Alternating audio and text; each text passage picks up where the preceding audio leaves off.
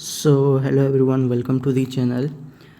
आज हम class 11th का cell the unit of life पढ़ेंगे।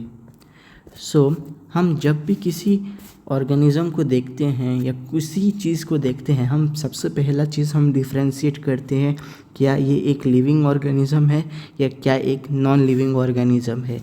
इसी से हम एक शुरुआत हमारा पहला लाइन से करेंगे कि जब भी हम किसी चीज़ को देखते हैं हम पहले डिफ्रेंशिएट करते हैं कि वो क्या लिविंग ऑर्गेनिज्म है या नॉन लिविंग ऑर्गेनिज्म है। तो अगर हम डिफ्रेंशिएट करेंगे living organism and non living thing से, तो हम कौन से चीज़ से डिफ्रेंशिएट करेंगे लिविंग है या नॉन लिविंग है, तो इस चैप्टर में वही हम डिस्कस करेंगे। हम सेल एक ऐसा चीज़ है, एक ऐसा फंक्शनल यूनिट है जिसके द्वारा हम डिफ्रेंशिएट कर सकते हैं कि क्या ये एक लिविंग ऑर्गेनिज्म है या नॉन लिविंग ऑर्गेनिज्म है। जैसे कि लिविंग ऑर्गेनिज्म में सेल प्रेजेंट रहता है एंड नॉन लिविंग ऑर्गेनिज्म में सेल प्रेजेंट नहीं रहता। ठीक है, तो ये हम पहला चीज़ देखेंगे। तो फिर आता है दूसरा चीज़, हम ये चैप्टर में देखेंगे कि all organisms are composed of cell and some are composed of a single cell and are called unicellular while other like composed of many cell are called multicellular. अगर मैं बात करूं ऑर्गेनिज्म से, तो हम स्ट्रक्चरल ऑर्गेनाइजेशन जब भी हम किसी चैप्टर से या किसी चीज़ को हम छोटे टाइम से भी जानते हैं कि पहला सेल होता है, फिर टिश्यू होता है, फिर टिश्यू से ऑर्गन बनता है, फिर ऑर्गन से ऑर्गन सिस्टम बनता है। वैसे हम डिस्कस, तो हम जब भी ऑर्गेनिज्म, जितने भी ऑर्गेनिज्म है, सब कंपोज्ड ऑफ क्या है, सेल का कंपोजिशन ही है। तो अगर हम कंपोजिशन के बारे में बोलेंगे तो कौन कौन से ऑर्गेनिज्म एक सिंगल सेल ऑर्गेनिज्म होते हैं, जैसे कोई हम उनको यूनिसेलुलर ऑर्गेनिज्म बोल सकते हैं, यहाँ पर लिखा है यूनिसेलुलर ऑर्गेनिज्म।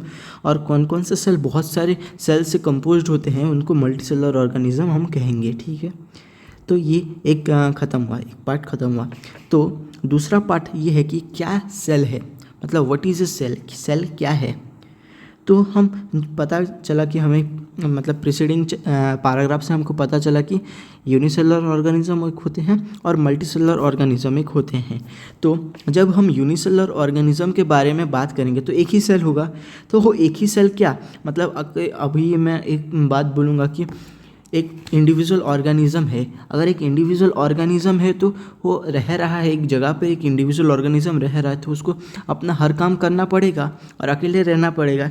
वैसे ही एक यूनिसेलुलर ऑर्गेनिज्म क्या करते हैं कि इंडिपेंडेंट एग्जिस्टेंस शो करता है, मतलब अकेला रह सकता है। ठीक है, और दूसरा चीज़ क्या बोलता है कि performing all the function of life. जैसे मैंने बोला कि एक ऑर्गेनिज्म है, एक इंडिविजुअल है, अकेला रह रहा है, तो वो अपना काम हर चीज़ करेगा, जैसे कि कुछ खाना बनाना हो गया, कुछ कपड़े धोना हो गया, हर काम अपने आप करेगा। वैसे ही ये जो सेल है अपना हर फंक्शन को अकेला ही करेगा, तो performing the essential function of life itself. Okay, और less than a complete structure of a cell does not ensure independent living. तो अगर एक सेल में बहुत सारे ऑर्गेनेलीज रहते हैं, मतलब अभी मैं बात करूं, थोड़ा थोड़ा तो आइडिया सबको होगा ही। जैसे सेल है, सेल में माइटोकॉन्ड्रिया भी होता है, भी होगा, फिर ऑर्गेनेलीज रहेंगे, जैसे कि गोल्गी बॉडी, एंडोप्लाज्मिक रेटिकुलम आ गया, फिर लाइसोसोम्स आ गया, वैक्यूल्स आ गया, हर चीज़ रहेगा। अगर उस चीज़ में अगर कुछ भी रह गया तो वो अकेला इंडिपेंडेंट एग्जिस्टेंस नहीं कर सकता, तो उसको हम एक इंडिपेंडेंट सेल नहीं बोल सकते, इंडिपेंडेंट लिविंग नहीं बोल सकते। ये लाइन बहुत इंपॉर्टेंट है। तो ये अब आ गया बहुत इंपॉर्टेंट लाइन, जो ये चैप्टर का बेसिक है, मतलब ये चैप्टर का मतलब जिस्ट है। जैसे कि एक सेल क्या है, एक cell is the fundamental structural and functional unit of living organism.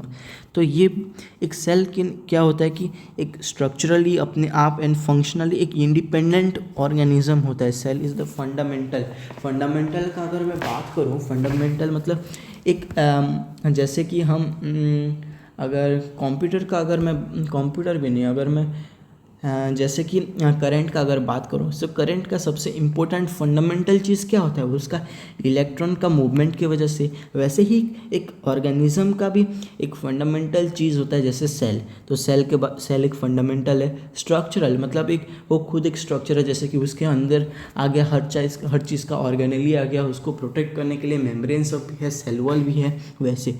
And functional कुछ फंक्शन भी तो कैरी करेगा, जैसे कि माइटोकॉन्ड्रिया में power house of the cell बोलेंगे। लाइसोसोम्स होते हैं, लाइसोसोम्स में हम कुछ चीज़ आ गया तो उसको डिस्ट्रॉय करने में, मतलब डाइजेस्टिव एंजाइम सब में उसमें रहता है, एसिडिक पीएच रहता है उसका, तो फंक्शनल भी हो गया। तो इस तरह से अगर हम बोलेंगे तो cell is the fundamental structural and functional unit of all living organism बोलेंगे। तो फिर आते हैं कुछ डिस्कवरी के बारे में अगर फिर बात करें तो आ गया, जैसे कि एंटोनी वन ल्यूनहोक हो गया, जो कि नहीं पहला लाइव सेल डिस्क्राइब किए थे, मतलब देखे थे और डिस्क्राइब किए थे, ठीक है। Antonie van Leeuwenhoek was the first and described a live cell. फिर आते हैं हम रोबर्ट ब्राउन के अगर बात करेंगे तो उन्होंने सबसे पहले न्यूक्लियस को डिस्कवर किए थे। कौन? Robert Brown. ये सब अगर हम नीट के पॉइंट ऑफ व्यू से देखेंगे तो यहाँ से सिर्फ दो ही क्वेश्चंस बन सकते हैं कि पहला चीज़ यहाँ से ये जो पार्ट है unicellular organisms are capable of independent existence, वो एक लाइन से एसोसिएशन रीजन एक क्वेश्चंस बना सकते हैं। फिर आ गया अपना जो cell is the fundamental structural and functional unit, ये एक स्टेटमेंट के हिसाब से भी हम लोग दे सकते हैं, मतलब यहाँ पर कुछ मॉडिफाई कर देंगे, जैसे कि ये यहाँ पर फंडामेंटल स्ट्रक्चरल ये सब में कुछ मॉडिफिकेशन कर सके भी क्वेश्चन पूछ सकते हैं। और अगर मैं डिस्कवरी की अगर बात करूँगा तो Antonie van Leeuwenhoek and Robert Brown, ये सब का मतलब पीछे मतलब चैप्टर के बाद, मतलब जब चैप्टर कंटिन्यू करेंगे पहले नेक्स्ट थोड़ी टाइम में, तो उसमें बहुत सारे अदर साइंटिस्ट के बारे में भी दिया गया है। तो वो साइंटिस्ट का मैजिक कलम का हिसाब से भी क्वेश्चन बन सकता है। तो हम जब भी ये चैप्टर, मतलब जब भी हम चैप्टर पढ़ेंगे उसके साथ साथ क्या क्या क्वेश्चन फॉर्म हो सकते हैं, फ्रेम हो सकते हैं, हम सब देखते चलेंगे। तो फिर आते हैं, अगर हम ऐसा हम तो नहीं सेल सबसे मतलब छोटा है। अब हम एक नेकेड आई से हम कभी भी डिटरमाइन नहीं कर सकते कि सेल को, तो सेल कब डिस्कवर हुआ होगा, तो सेल सबसे पहले कि जब माइक्रोस्कोप का डिस्कवरी हुआ होगा तब ही हम पता किए होंगे कि सेल होता है बोल के। सो यही चीज़ बोला है कि the invention of the microscope and its improvement leading to the electron microscope revealed all the structural details of the cell, ये बोला गया। बहुत अच्छा लाइन है। जब भी ये धीरे धीरे अपना जब डिस्कवरी डेवलपमेंट जैसे स्टार्ट होता रहा, developmental in the context of machines के मामले में जब डेवलपमेंट होता रहा, वैसे ही हमको नॉलेज का मतलब नॉलेज का अंडरस्टैंडिंग सब शुरू हुआ कि ये एक सेल एक होता है, उसके अंदर भी ऑर्गेनेलीज होते हैं। इस वजह से धीरे धीरे चलता रहा, ठीक है।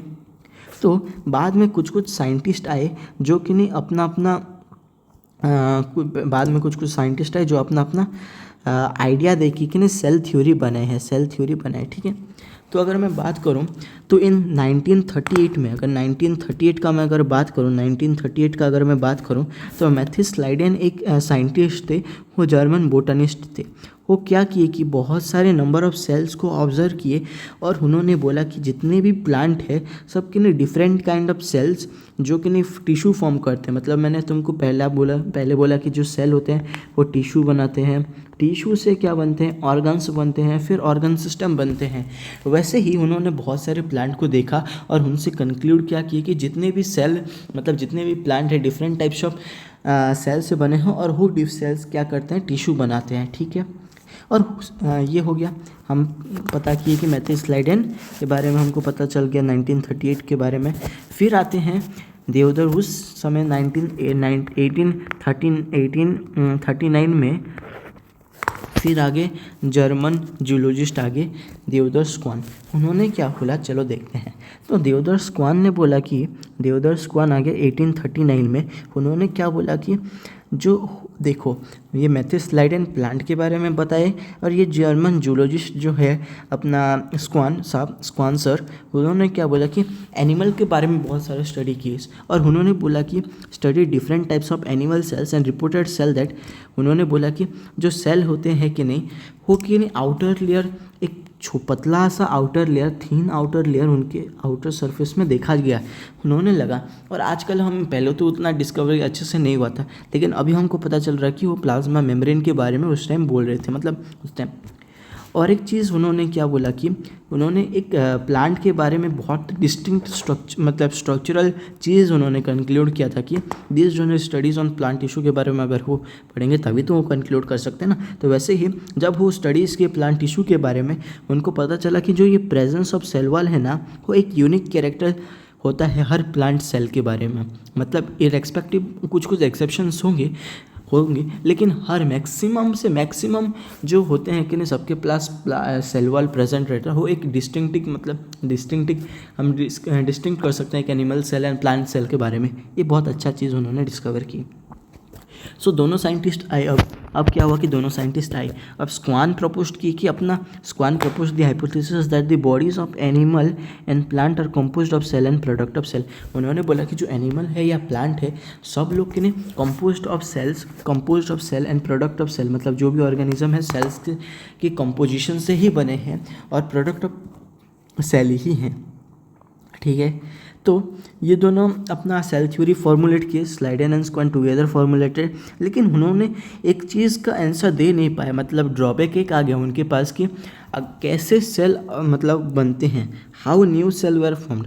तो तब उन्होंने सोचा लेकिन कोई नहीं आया। तो एक साइंटिस्ट आए 1855 में, उनका नाम रोडोल्फ विर्चो है, उन्होंने फर्स्ट एक्सप्लेन किया कि सेल के नहीं, जो नया सेल है कि नहीं, वो पुराने सेल मतलब प्री एग्जिस्टिंग सेल से ही बनता है। और उनको एक टर्म यूज़ की, ओमिनिस सेलुला ई सेलुला बोल के उन्होंने बताए। तो ही मॉडिफाइड दी से जो ये रोडोल्फ विर्चो सर हैं, उन्होंने कि मॉडिफाइड किए सब hypothesis of Schleiden and square, और हम अब जानते हैं एक कंप्लीट सेल थ्योरी के बारे में हमको पता चल गया। तो सबसे दो इम्पोर्टेंट है, अगर तुम लोग 11th में हो और अपना जो मंथली एग्ज़ाम है उसमें ये क्वेश्चन आ सकता है कि सेल थ्योरी का 2 पॉइंट इंपॉर्टेंट बताओ, या फिर हम ये दोनों पॉइंट को क्या बोलते हैं, जो एक स्टेटमेंट 1 एंड स्टेटमेंट 2 के हिसाब से अगर नीट के पॉइंट ऑफ व्यू से देखेंगे तो ये बन सकता है। ठीक है, तो सबसे पहले हम जान लेते हैं क्या क्या ये चीज़ बोले हैं और क्या क्या हम समझ लेते हैं इस पर। सबसे पहले तो all living organisms are composed of cell and product of cell. ये तो हम कितना टाइम हो गया कि हम लोग ये पढ़ रहे हैं कि जो सेल लिविंग ऑर्गेनिज्म है वो एक कॉम्पोजिशन ऑफ सेल है एंड प्रोडक्ट ऑफ सेल है। ये तो हमको पता चल गया, ये एक चीज़ उन्होंने फॉर्मुलेटेड की। और रोडोल्फ विर्चो ने क्या बोला कि all cells are arise from the pre existing cells. तो ये दो इम्पोर्टेंट है, दो चीज़ क्या है, बहुत इंपॉर्टेंट है। ठीक है, बहुत इंपॉर्टेंट है, अच्छे से देख के चले जाना। ठीक है, और अगर हम नीट के पॉइंट ऑफ व्यू से क्वेश्चंस देखेंगे तो देवदास स्क्वान एंड मेथ्यूस्लाइडेन के बारे में क्वेश्चन पूछ सकते हैं। इनका ये सब बहुत इंपॉर्टेंट है, ये पार्ट से क्वेश्चन आ सकता है अगर हम देखेंगे 2027 के बारे में, अगर हम नीट का पॉइंट ऑफ व्यू देखेंगे। ठीक है, सो अब क्या करेंगे कि हम ओवरव्यू ऑफ सेल पढ़ेंगे, ठीक है। So let's start this topic.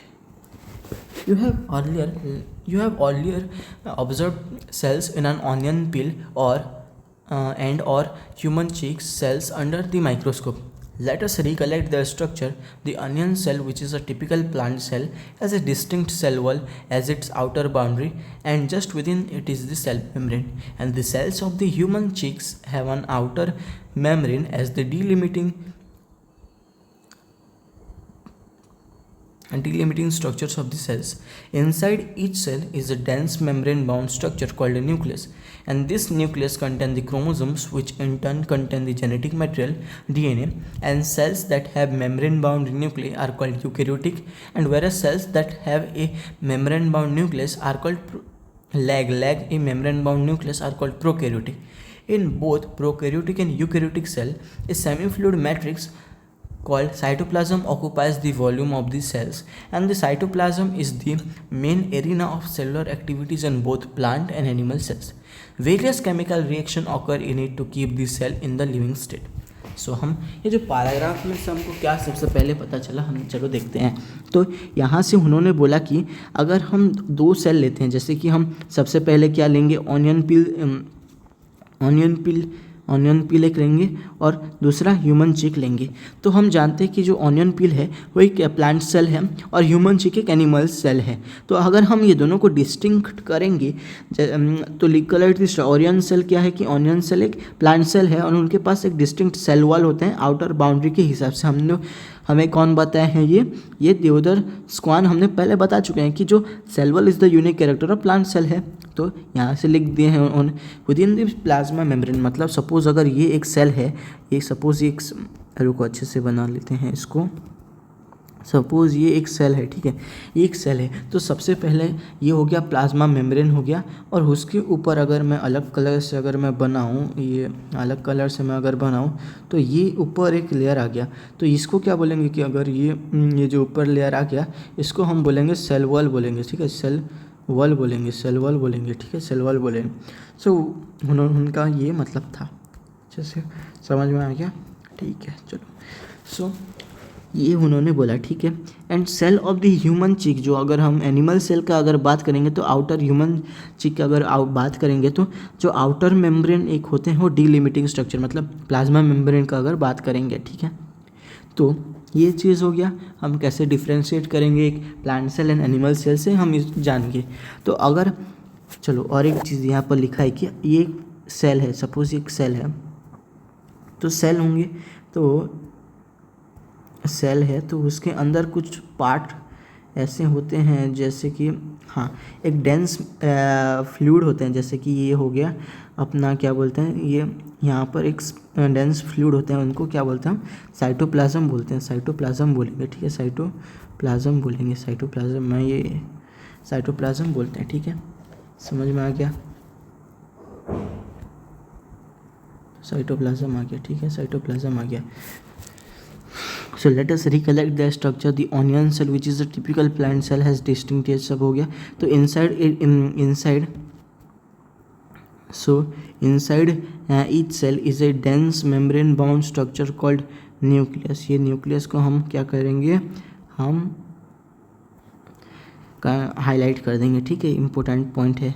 और ये चीज़ को भी हम अच्छे से इम्पोर्टेंट पॉइंट से हम हाईलाइट कर देते हैं, जैसे कि ये वाला पॉइंट आ गया ओमिनिस सेलुला ई सेल, सॉरी ओमिनिस सेलुला ई, रुको अच्छे से मैं थोड़ा, हाँ ये तो हो गया ना इसको हम, तो मैं क्या करते हैं कि अच्छे से ये जो यहाँ से ये एक मतलब स्टार्टिंग से मैं थोड़ा हाईलाइट कर देता हूँ जिससे तुम लोग को मदद हो जाएगा, ठीक है।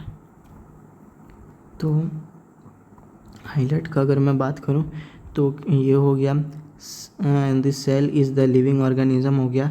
और ये वाला point all organisms are composed of cell हो गया। इसको थोड़ा कैसे थिकनेस कम कर देते हैं जिससे मुझे भी नया थोड़ा ऑल सेल्स इन ये हो गया। फिर यूनिसेलुलर ऑर्गेनिज्म, मल्टीसेलुलर ऑर्गेनिज्म के बारे में तुम लोग जान गए। फिर आ गया दिस सेल इज़ दी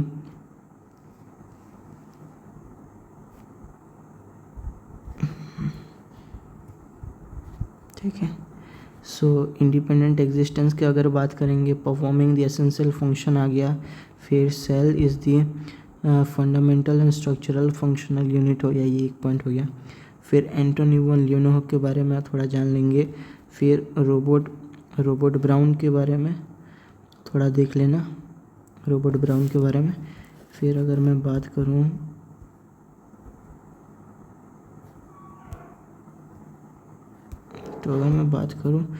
तो 1838 में मैथ्यू स्लाइडन के अगर 1838 में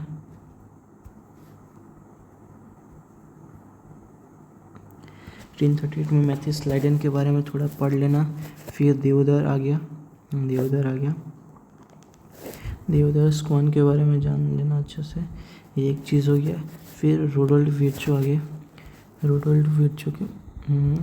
रोडोल्फ विर्चो के बारे में अगर हम देख लेंगे तो रोडोल्फ विर्चो 1855 का देख लेना।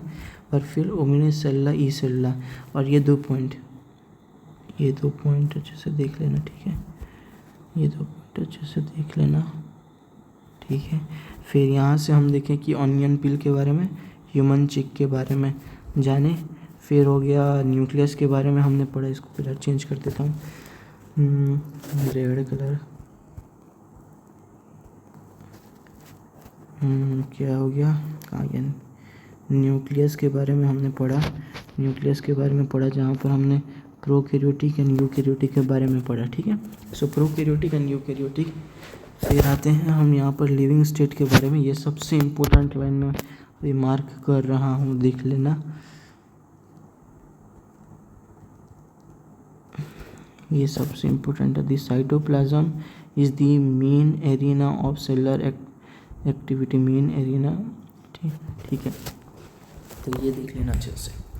चलो स्टार्ट करते हैं नेक्स्ट बाकी का चीज़। तो हम जानते हैं कि एक जो न्यूक्लियस होता है, एक जहाँ पर सब मतलब हम लोग जानते हैं कि एक सेल होंगे। अगर एक सेल है तो उसके अंदर न्यूक्लियस रहेगा जो सब चीज़ को कंट्रोल करेगा, जिसका फंक्शनिंग सबको न्यूक्लियस कंट्रोल करता है। तो अगर किसी सेल में न्यूक्लियस का जो न्यूक्लियस मेम्ब्रेन बाउंड है तो उसको यूकैरियोटिक बोलेंगे, और अगर किसी में नहीं है तो उसको प्रोकैरियोटिक बोलेंगे। ये एक चीज़ है।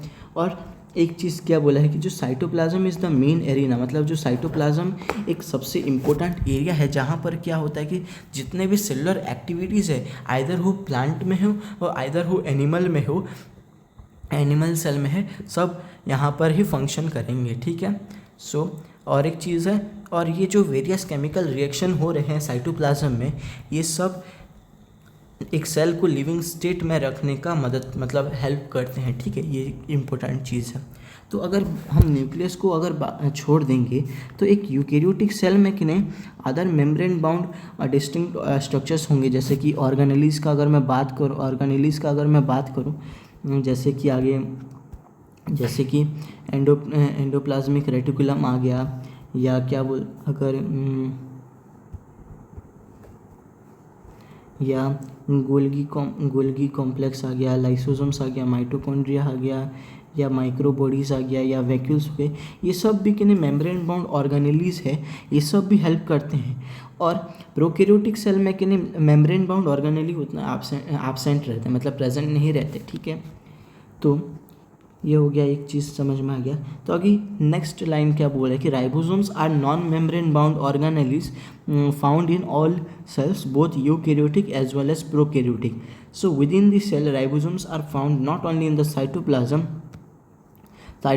but also within the two organelles like chloroplast and mitochondria and endoplasmic reticulum. तो एक राइबोसोम्स ऑर्गेनेली होता है जिससे जहाँ से क्या बनता है, प्रोटीन। मेन फंक्शन क्या होता है, प्रोटीन फॉर्मेशन में हेल्प करता है। तो ये एक नॉन मेम्ब्रेन बाउंड ऑर्गेनेली है जो बोथ प्रोकैरियोटिक एंड यूकैरियोटिक दोनों में प्रेजेंट रहता है, ठीक है। और ये जो organelle is not in the cytoplasm, लेकिन साइटोप्लाज्म में प्रेजेंट नहीं रहता, लेकिन बाकी जैसे कि क्लोरोप्लास्ट हो गया, माइटोकॉन्ड्रिया हो गया, या रफ एंडोप्लाज्मिक रेटिकुलम हो गए, इसमें प्रेजेंट रहता है, ठीक है। तो और एक नेक्स्ट लाइन क्या है कि animal cells contain another non membrane bound organelle contain centrosomes which help in cell divisions. तो अगर हम एनिमल सेल्स की अगर बात करेंगे तो उसमें एक नॉन मेम्ब्रेन बाउंड ऑर्गेनेलीज होते हैं जिसका हम सेंट्रोसोम्स बोलते हैं, जो कि अपना सेल डिवीज़न में हेल्प होते हैं, जिससे हम लोग एस्टर निकलता है, स्पिंडल फाइबर होता है, तो वो एक डीएनए के सेपरेशंस में हेल्प होते हैं। तो ये हम नेक्स्ट चैप्टर जब पढ़ेंगे, हम सेल साइकिल्स में हम पढ़ेंगे, ये बहुत ही इंपॉर्टेंट चीज़ हो गया। तो आज के लिए इतने ही रखते हैं और बाकी का कल कंटिन्यू करेंगे। अगर आप सबको वीडियो अच्छा लग रहा है तो please follow and subscribe and like and share. Thank you.